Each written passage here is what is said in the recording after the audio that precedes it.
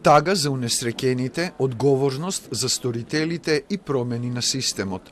Вакви се реакциите на студентите од техничкиот кампус на УКИМ во врска со стравотната несреќа во Кочанската дискотека.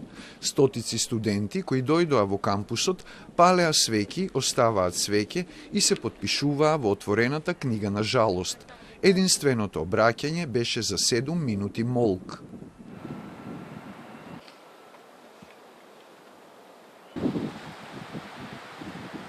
Студентите се децидни дека загубата на 59 животи во пожарот во дискотеката Пулс е загуба за цела Македонија. Сакам само мир и спокој на тие што имаат загубено некој. Цела Македонија загуби. Се загубија 59 животи, тие што се на лекување. Посакувам да се излечат целосно. Огромна трагедија се случи.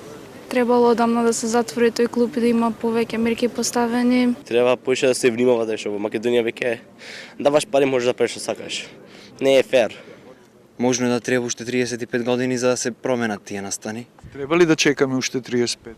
Се надевам дека ќе биде многу побрзо, но нема да биде утре. И ако бидат 35 години, ние мора да седиме тука и секој ден да пробваме да го подобриме системот. На денешниот собир немаше официјални говори, а студентите го осудија вчерашниот, каде на платото на универзитетскиот кампус се обратија ректорката Ангелова и министерката за образование Јаневска. Мислам дека нема потреба од други говори. Немало потреба постари лица кои го користеле системот и начинот на кој тие стигнале до функција не е оправдано тие да кажуваат ништо.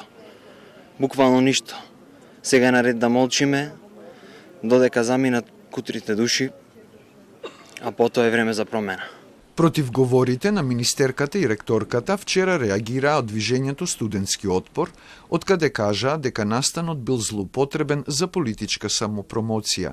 Од истите причини денеска се огласија и од студентското собрание на Филозофскиот факултет, откаде рекоа дека изгласале недоверба на делегатите на Универзитетското студентско собрание при УКИМ. Нивниот председател Николовски денеска не се обрати пред присутните.